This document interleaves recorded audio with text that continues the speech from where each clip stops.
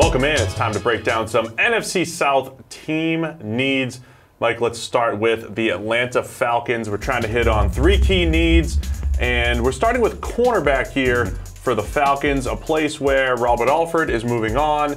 You still have Trufant on one side, but I think the last couple of years this has been a place where they've just needed to add talent anyway. Well, I was going to say, I think technically Robert Alford moved on before the season even started last year with how he played.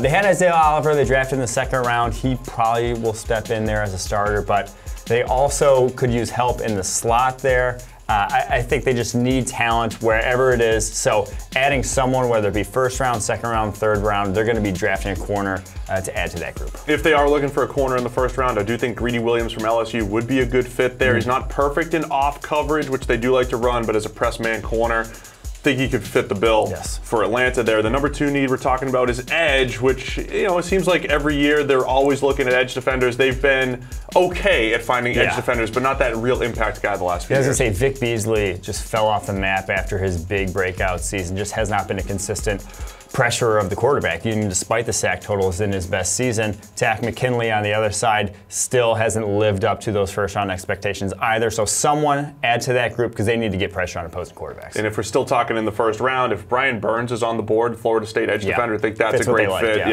And that would be that, you know, bursty, off the edge type of guy. And then the 3rd need being guard. This offensive line has continued to just get a little bit worse these last couple of years. They could use some help at tackle as well, but guard, a position that they could attack on day 2 or 3. Yeah, guard has been an issue for them, pretty much the lone weak spot along that offensive line. But now it looks even worse with, you know, Andy Levitre moving on. So I do think guard will be one of the picks, probably day 2. Yeah, keep an eye on Chris Lindstrom from Boston College, a guy that has some experience playing tackle, but one of the better pass protecting guards in the entire draft. Let's move on to the Carolina Panthers and their team needs. You know, with the Panthers, this feels like it's been a few years now, too, talking about edge defenders, the need to get young on the edge in Carolina. Yeah, Julius Peppers ain't walking through that door anymore. You got Mario Addison on one side to pressure the quarterback, but ideally you have 2 guys that can pressure the quarterback, if not more, there along the edge. So I think someone in the 1st round, I'm not sure who it will be there. That makes a ton of sense. Brian Burns would probably be the best value in our opinion there, but at the same time, I'm not sure he really fits what they love prototypically. They like size, they like length. They might be more Cleveland Farrell. We see him more as a day 2 though kind of guy. Yes, I could see them going Farrell though in the 1st round. It would be just a little bit of a reach on our board. And then cornerback, another place where Carolina, you know, they've invested a little bit over the last couple of years, but they haven't really had a guy to just consistently hit. We've seen inconsistency from Bradbury on the outside. Of course, they lose Josh Norman a couple of years ago. What about Julian Love in the 2nd round? I love Julian Love fit-wise from scheme. He's one of the best zone corners in this draft. Can play the slot, can play outside. James Bradbury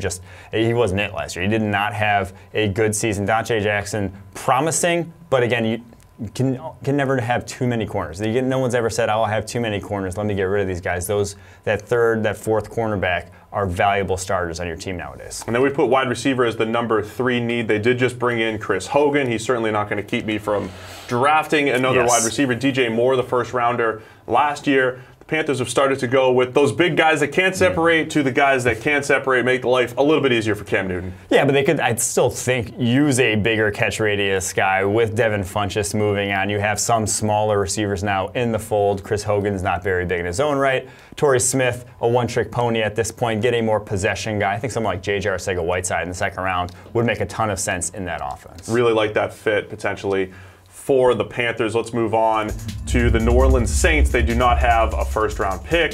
And when we're talking about needs for the Saints, we're going to start with the interior of the offensive line, guard and center. I know they brought in Nick Easton. I know they've brought in players, but they could still improve there. Especially, they're so good at tackle. Their weakness on the O-line is on the interior. Yeah, and pass protection. I mean, last year, Max Unger, there was a reason why he retired. He was on the downslope of his career. A lot of the pressure on Drew Brees was coming from the interior. Andres Pete just has not taken that next step in his career. So add talent there, whether it be at guard, whether it be at center. I think a mid-round guy, you want one of these tackle guard conversions. I think Trayvon Tate from Memphis would make a lot of sense in that regard. Yeah, he graded well for us. Playing tackle at Memphis, center to watch, Elkin Jenkins from Mississippi State. We have him as a 1st round player, could be available there in the 2nd round. And then we threw tight end in there as a need as well.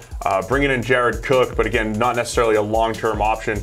get another pass catcher in there in the draft potentially. Yeah, I think any sort of talent at the tight end position would go a long way. Jared Cook had his inconsistencies with his hands over his career, and like you said, not the long-term option there. Keep an eye on Jay Sternberger from Texas A&M. I would love to see him playing Good ball with skills. Drew Brees. Absolutely, run the seam too. Brees likes throwing that seam route. And then the Tampa Bay Bucks, their team needs. We're going to start on the outside at cornerback. It's all defense, actually, every single level of the defense for the Bucks, but it's specifically cornerback. You know, not really hitting on Vernon Hargreaves. We'll see if he could still salvage his career in the slot. Carlton Davis drafted there last year. MJ Stewart to do a little hybrid play in the slot, but still room to add more cornerback depth. Yeah, 5 might be a little reach for the Bucks in terms of cornerback value, but they're really hoping this cornerback class gets pushed down boards. The wrap there in the second round, they should be able to grab a talented starter. Hope someone like DeAndre Baker falls all the way out of the first round. Would be nice for them. Yeah, because he didn't run the best 40 time in the world, he might fall completely out of the first round, and in the second round, could grab that cornerback. A lot of people are pegging Devin White to the Bucks at number 5 overall. I think that'd be a little bit high for him, but it would fit that immediate need. Replace Quan Alexander, probably improve upon Quan Alexander as well. And the thing is, there's not going to be a guy at them in the second round or in the third round that's going to come close to Devin White. So if you want to get a Devin White, if you want to get a playmaker at that linebacker position to fill Quan Alexander's shoes, probably be an upgrade over Quan Alexander, to be completely honest. You're probably going to have to draft him there at 5, and Devin White makes the most sense. And then edge defender for the Bucks, you know, they bring in Jason Pierre-Paul, who's never really been an elite rusher anyway. Noah Spence has been okay as a situational rusher, but it is one of those places where they might be able to take a shot in the middle rounds and just add more depth there. Yeah, I would love for them to take a shot either second or somewhere in the second day, so either second round or third round. I think they'd be a great position for Ja'Kai Polite to fall to in the third round. If he really does free fall, it's not going to go in the first round anymore. If he really does free fall out of the second, him in the third would look nicely in terms of what you see on tape. If you can get him back to that player instead of what we saw combine as pro day, you might have something. Showed much more athleticism on tape than he did in the postseason workout. So there you have it. It's your NFC team needs, NFC South. Get the full breakdown over at ProFootballFocus.com.